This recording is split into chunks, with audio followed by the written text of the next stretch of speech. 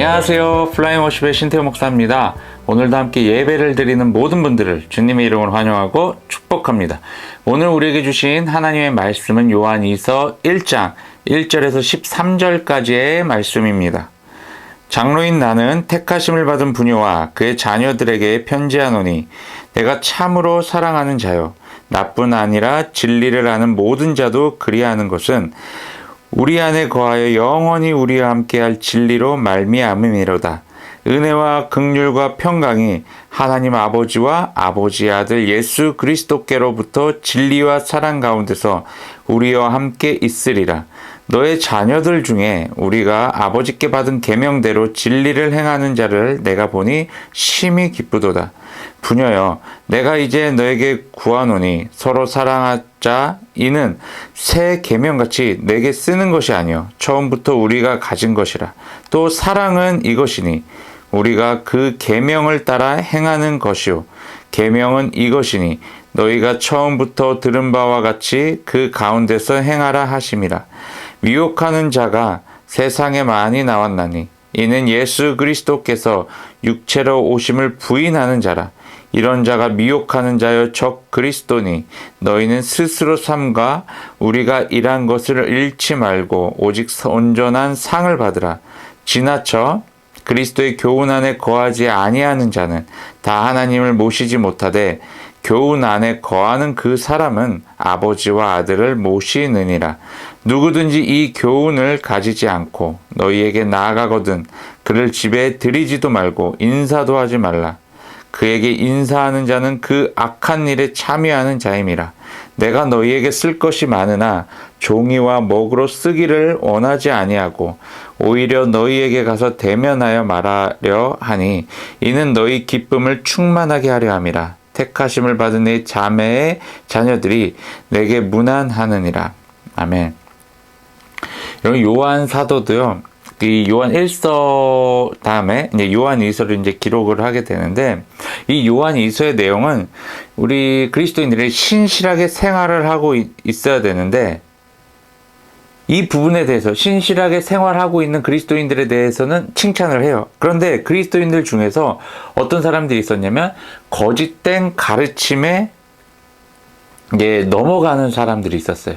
그렇기 때문에 그들을 향해서 칭찬과 동시에 어떤 강력한 지침을 하나 줬는데 그것이 무엇이냐면 그런 거짓된 가르침이 너희에게 들려졌을 때, 주어졌을 때 너희들은 강력하게 그것을 대적해야 된다라는 강력한 메시지를 오늘 요한 2서에 담아 있다라는 거예요. 요한 2서의 수신자에 대해서 이제 신학자들마다 다양한 의견들이 있는데요. 이제 그 다수의 의견들이 이제 하나로 이제 좁혀지는 것 중에 하나가 무엇이냐면 요한 2서는 그 한 교회에 전달이 되어졌다라고 이야기를 하더라고요.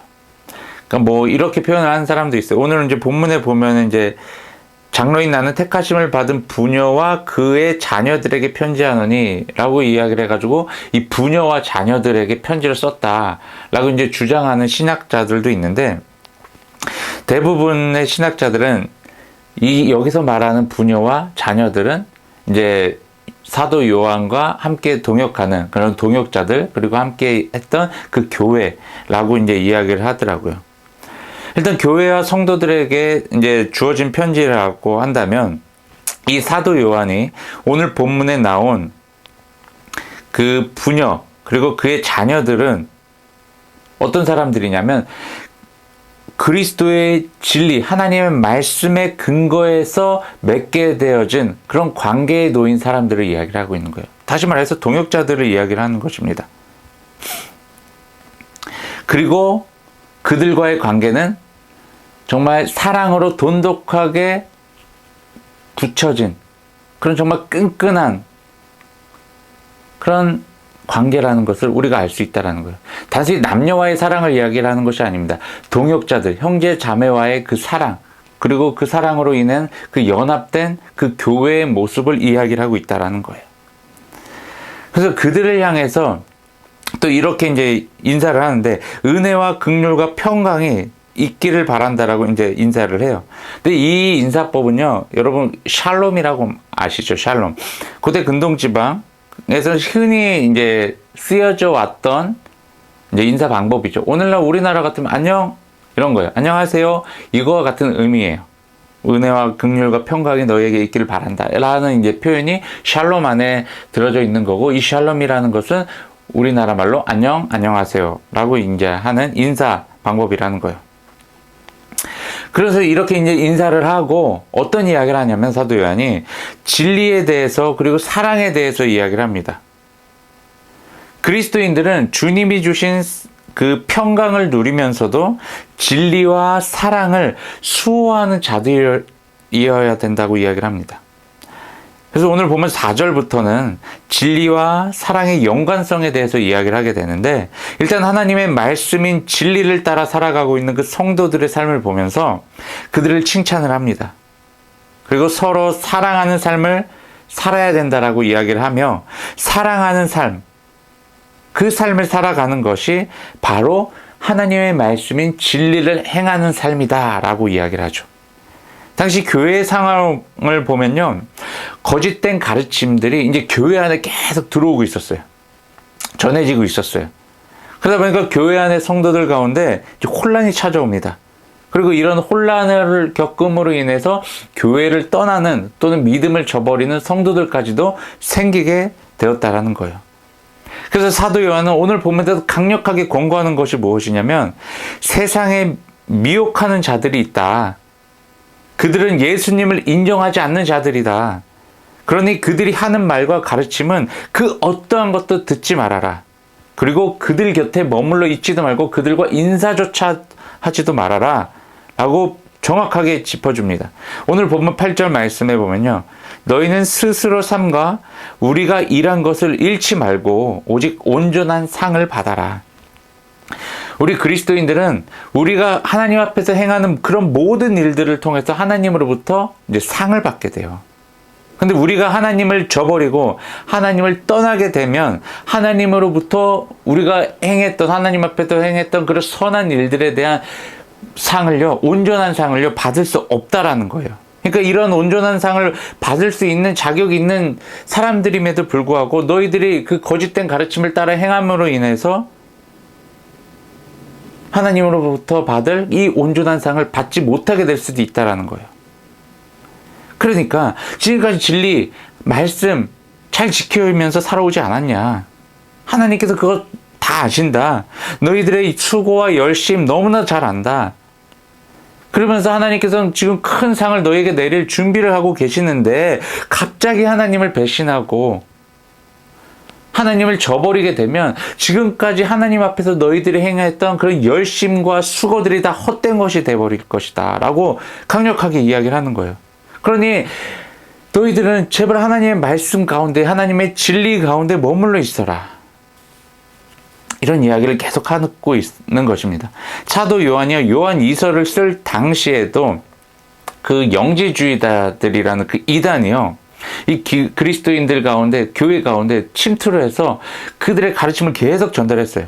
영지주의자들이 주장했던 게 뭐예요? 구원을 이룰 수 있는 길은 믿음이 아니다. 지식이다. 지식. 내가 얼마나 많은 지식을 갖고 있느냐. 이 지식을 바탕으로 그들은 종교의 체계를 세웠던 자들이에요. 여러분, 구원이라는 것은요, 어떻게 얻을 수 있어요? 예수 그리스도를 믿는 그 믿음으로 인해서만 받을 수 있는 것이 바로 구원이잖아요. 근데 이 사실을요, 이 진리를요, 반박한 이단이 바로 영지주의자들이었어요. 그러니까 이런 영지주의자들이 계속 포교 활동을 하고 있었어요. 그러니 사도 요한 입장에서는 여러분들이 지금 지키고 있는, 그리고 믿고 있고 따르고 있는 그 그리스도의 말씀, 진리를 붙들고 있으셔야 됩니다. 절대 이 진리를 놓치면 안 되고 흔들려서도 안 됩니다. 라고 이야기를 하는 거예요. 그래서 이어서 이야기를 하는 게 뭐예요? 심지어 그들이 집에 찾아오더라도 그들을 맞이하지 마십시오. 인사도 하지 마십시오. 오늘 보면 11절에 이렇게 이야기를 해요. 그에게 인사하는 자는 그 악한 일에 참여하는 자다. 뭐 안녕하세요 라고 인사하는 것, 그것 자체가요, 그들의 사역에 동참하는 것이라고 이야기를 하는 거예요. 근데 제가 좀 이제 이 부분이 어떻게 신학자들이 해석을 했는지 좀 이렇게 주석들을 살펴보다가 이렇게 이야기하시는 분들이 이제 많더라고요. 단지 뭐 안녕하세요라고 인사를 하는 것을 이야기를 하는 것이 아니라 그 당시에는요, 그러니까 1세기 정도예요. 1세기 정도는 그 지역에 이제 여행을 하러 오는 것이 쉽지는 않았다고 합니다.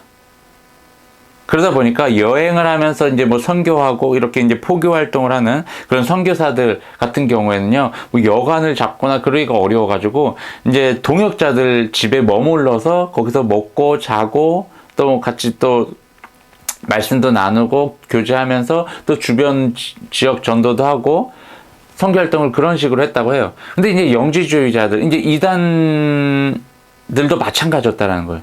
그래서 이 지역에 와가지고 이제 머무를 곳이 없으니까 이 사람 저 사람을 찾아다니는 거예요. 집을 이제 찾아다니는 거예요. 그러니까 집에 들여주되 이제 신학자들 대부분이 이제 이렇게 정리를 하는 부분이 이런 거예요. 그들을 맞이하되, 그들을 맞아서 뭐 밥도 먹여주고 도와주되, 사랑은 베풀되, 진리 앞에서는 단호하게 거절하라는 거예요. 진리를 흔드는 그 순간엔 거절하라는 거예요. 그리고 그들의 사역에 도움이 될 만한 그 어떠한 것도 행하지 말라라는 거예요. 그래서 이 부분에 대해서 이제 구제 헌금에 대한 부분을 이야기를 하더라고요. 헌금에 대한 부분들. 그러니까 선교사들도요, 이제 이 지역에 들어와서 이제 선교 활동을 할 때요, 이제 동역자들 집에 들어가서 이제 숙식을 이제 해결을 하잖아요. 그때 그 동역자들이 이 선교사님들에게 밥도 대접을 해주고 이제 먹을 것뿐만 아니라 이제 잠자리도 제공해 주면서 나중에 이제 선교를 잘 할 수 있도록 헌금도 이제 하고 있었단 말이에요. 이 영지주의자라는 이 이단들도 동일하게 선교사와 동일한 모습으로 그렇게 포교 활동을 하고 있는데 그들에게 절대로 헌금하지 말라는 거예요.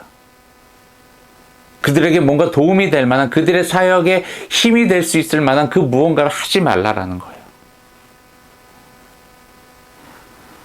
왜냐하면요, 그 거짓 교사들, 그 이단들은요, 하나님을 저주하는 일을 하고 있기 때문이라는 거죠.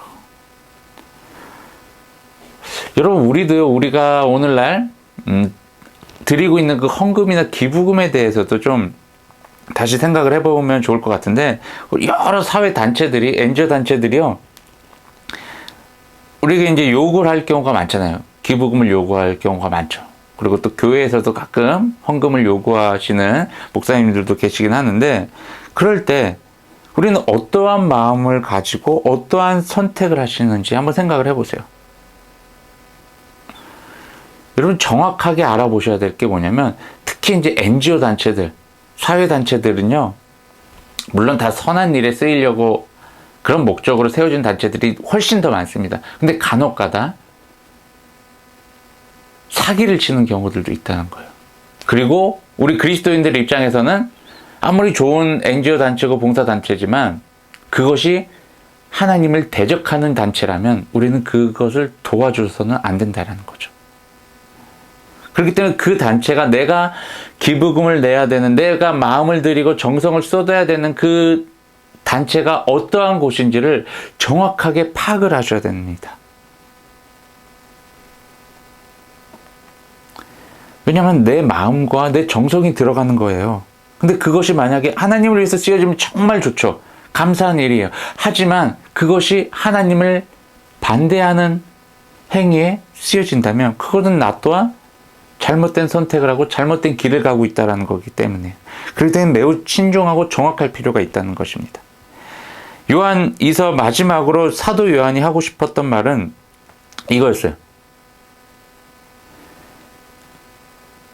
나는 지금 당신들에게 하고 싶은 말이 너무 많다. 하지만 그것을 지금 다 하자면 내가 정말 이 종이랑 이 펜이 남아나지 않을 것이다.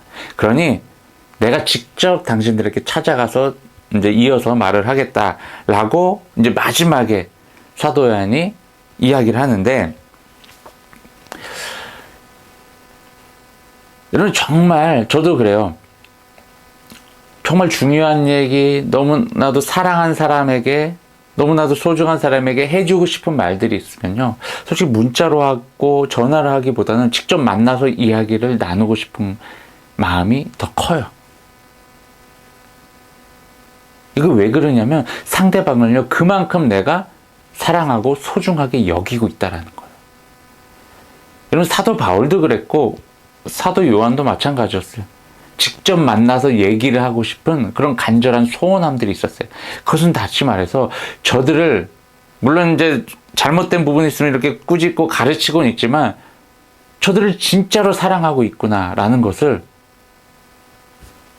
저는 사도 요한을 보면서 또 사도 바울을 보면서 그들의 서신서들을 보면서 느낄 수가 있었어요. 단지 막 정죄하기 위해서 꾸짖는 것이 아니라 정말 사랑하기 때문에 가르치고 알려주고 때로는 꾸짖기도 했던 것이라는 거죠. 사도 요한도 마찬가지였던 거예요. 여러분, 우리가 하나님 앞에서 신앙생활 할 때는요, 가장 기본이 되어야 되는 것이 뭐냐면 신실함이에요. 신실함. 이리 휘둘리고 저리 휘둘리면서 때론 내 입맛대로 신앙생활하는 것이 아니라 정말 하나님께로부터 부여받은 그 진리, 내가 정말 그 진리의 말씀 안에 거해 있다면 그 어떠한 유혹과 공격 속에서도 흔들리지 않고 그 신앙을 지켜나가는 거예요. 이게 신실한 신앙생활을 한다는 거예요. 여러분, 우리는 어쩔 수 없어요. 세상에 속해져 있기 때문에 세상의 어떤 가르침들 계속 들려와요. 그래서 세상에 어떤 유혹이든 공격이든 계속 우리에게 다가옵니다. 이것은 우리가 어떻게 막을 수도 없어요. 우리가 세상에 살아가고 있는 한. 근데 그것이 우리에게 다가왔을 때 우리가 해야 될 일은 무엇이에요? 우리 신앙이 흔들리는 것이 아니에요. 잘못된 선택을 하고 잘못된 판단을 해서는 안 된다는 거예요.